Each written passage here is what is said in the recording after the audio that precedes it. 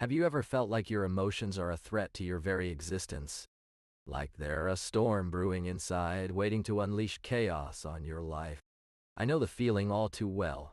It's like living with a perpetual sense of unease, never quite knowing when the next emotional tidal wave will hit. But what if I told you that these emotions aren't the enemy? What if they're actually trying to tell you something about yourself and how you've been living? So, let's dive into the roots of emotional neglect. As children, we learn how to navigate our emotions through our caregivers' behaviors and reactions. Think of it like a map. They show us which roads are safe to take and which ones to avoid. If your parents or guardians were dismissive of your feelings, they might have taught you that emotions are something to be managed rather than explored. Or not explored. Maybe they'd say things like, "Don't cry, it's okay," or "Toughen up." They might not have intended to hurt you, but those messages can become deeply ingrained. You might think you're aware of your emotions, but often, we avoid feeling them without even realizing it. Think about the last time you got angry with someone close to you. Did you lash out at once, or did you simmer for a while? Maybe you didn't express your anger at all and instead let resentment build up inside. That's emotional avoidance in action. Think about it this way. When we're afraid to confront our emotions, especially the intense ones like anger or sadness, we may turn against ourselves in subtle ways. We might be more critical of ourselves, beating ourselves up over small mistakes, or constantly replaying past failures in our minds. It's a toxic relationship with yourself, where you're simultaneously pushing away your emotions and punishing yourself for having them. Consider Sarah, who's always been told she needs to toughen up when faced with stress. She pours herself into work, throwing herself into projects to avoid dealing with her anxiety. But in doing so, she also neglects self-care, often going without sleep or exercise. This is a classic case of self-sabotage, using external pressures as a distraction from internal pain. Or take James, who's always been high-functioning on the surface, but secretly feels numb inside.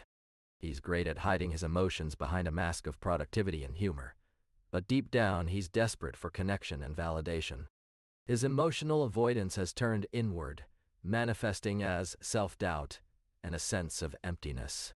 These are just two examples, but I'm sure you can think of times when you've turned against yourself in similar ways. Maybe it's not overtly aggressive, but more like a nagging feeling that you're not good enough or that you'll never get it right. Whatever form it takes, it's essential to acknowledge and break free from this toxic dynamic. You might not realize it, but there's a good chance you're using certain habits or behaviors as a way to avoid dealing with your emotions. Think about it. Have you ever found yourself scrolling mindlessly through social media for hours on end, only to forget the time and feel guilty afterwards? Or maybe you're always too busy to tackle that project at work, even when it's been looming over you for weeks. These patterns can be like a safety net. They might provide temporary comfort or distraction from our emotions, but in reality, they're just kicking the can down the road. Let's say you're addicted to playing video games as a way to unwind after a long day. On the surface, it seems harmless, even beneficial. But what if I told you that your gaming sessions are actually preventing you from confronting those lingering feelings of anxiety or sadness? It's not about cutting out these activities completely, although that might be necessary in some cases. It's about recognizing when they're becoming a crutch and taking steps to address the root emotions driving our behaviors. We'll explore more of these hidden patterns in a moment, but for now, let's just acknowledge we all use emotional escapes without realizing it. Think back to a time when you were a child. Maybe you witnessed your parents arguing, or experienced physical abuse, or simply felt consistently overlooked and unheard.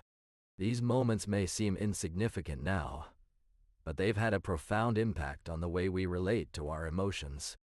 Imagine a garden that was once beautifully tended.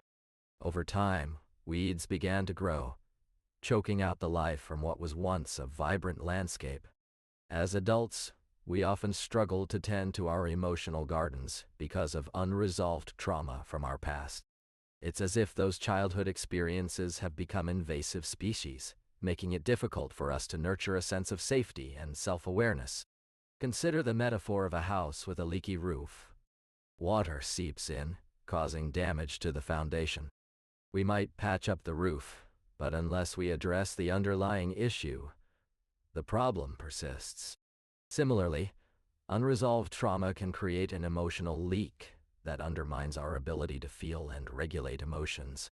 As we explore why you're afraid of your own emotions, it's essential to acknowledge that this fear often stems from past experiences, especially those rooted in trauma. It's like trying to hold water in a bucket with holes. No matter how hard you try, the emotional pain and distress will leak through. Think about a time when you felt overwhelmed by your emotions. Maybe it was during a breakup or a loss of a loved one. Perhaps it was a situation that triggered anxiety or panic. Whatever the case, the overwhelming sensation can feel like being swept away in a stormy sea, with no anchor to hold on to. We've been conditioned to suppress our emotions as a way to cope with these feelings. But this suppression creates an environment where emotions become even more intense and difficult to manage. It's never too late to break free from this cycle of emotional avoidance and start cultivating self-awareness. By acknowledging and accepting your emotions, you can begin to develop a healthier relationship with yourself. I think one of the biggest reasons we're afraid of our own emotions is that we've somehow internalized the idea that they're a sign of weakness. That if we're feeling anxious or sad or angry, it means there's something fundamentally wrong with us. But what if I told you that this isn't true? What if I said that emotions are not just a reflection of our inner state, but a natural part of being human? Think about it like the weather. We can't control whether it's sunny or rainy outside, and we wouldn't try to suppress the rain because it makes us feel uncomfortable. But with our emotions, we often try to do exactly that: suppress them, deny them, or even numb ourselves from feeling at all. Let's face it, life is messy, unpredictable, and full of ups and downs. And just like the weather, our emotions will ebb and flow in response to what's happening around us. By acknowledging this truth, we can begin to let go of fear and start living more authentically.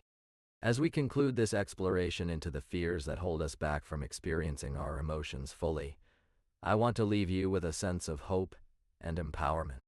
You've made it through the darkest corners of your mind, and now it's time to start embracing the beauty within. Think of your emotional landscape like an uncharted territory, vast, mysterious, and full of wonder. By acknowledging its presence, you're no longer afraid to venture in. Remember when you were a child and the world was full of magic? That sense of awe and curiosity is still within you. It's been hiding behind the fear of facing your emotions. You are not alone in this journey. You have the power to confront and heal. And it starts with acknowledging that those scary, overwhelming feelings are a part of who you are, just like every other aspect of your personality. By accepting them, you can begin to understand and appreciate their value. So, take a deep breath, look within, and start to explore this uncharted territory. It's time to discover the magic within. As you continue on this journey of self-discovery, remember that it's okay to feel scared. It's okay to feel overwhelmed. But don't let fear hold you back from embracing your true emotional landscape. You've been carrying the weight of suppressed emotions for far too long. It's time to set them free. And as you do, know that you're not alone in this process. Many of us have walked this path before you, and we're still walking alongside you now. Don't be afraid to ask for help when you need it, and don't be too proud to accept it when it's offered. Remember, the greatest gift you can give yourself is to face your fears, to confront your emotions head on. And as you do, you'll begin to heal, to grow, and to discover a sense of peace that you never thought possible. If you're struggling with emotional neglect or trauma, I want you to know that there is hope for healing. There are people who care about you, who want to support you on this journey. And as you continue to explore your emotions, don't forget to be kind to yourself. You're not broken, you're just wounded. And if you'd like more guidance and support on your emotional healing journey, consider subscribing to our channel below. We'll be here with you every step of the way, offering tools, resources, and a supportive community that will help you navigate even the darkest of emotions. Thank you for watching, and remember, you're not alone.